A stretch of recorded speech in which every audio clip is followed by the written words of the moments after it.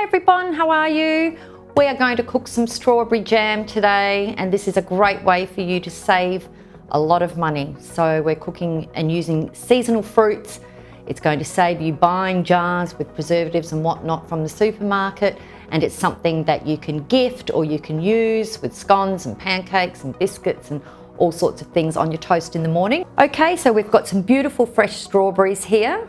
If you are out strawberry picking in beautiful strawberry season, you will have plenty of leftovers, and that is the perfect thing to make some fresh jam. We have sugar, we have green Granny Smith apple, which has lots of natural pectins. It's going to help your jam set, and we have some fresh lemon juice, which will also assist with that as well. And all we need to do is really put them all in together and cook it for 25 to 35 minutes, and then you'll have some beautiful homemade jam. Apples in, our sugar, lemon juice. Place our lid on. It's asking us to put the varoma on top.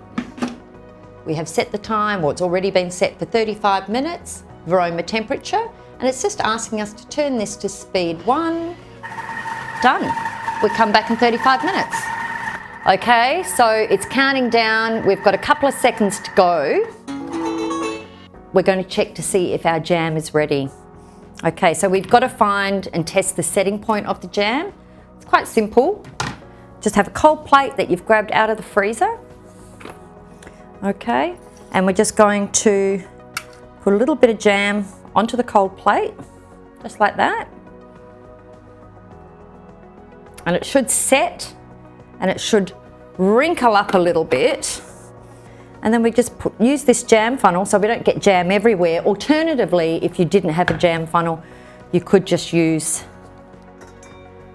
the top of the mixing bowl lid like that. But we've got a jam funnel here, so we're going to use that. And we're just going to look at that beautiful strawberry jam. It smells so good, beautiful and fresh. Lid goes on,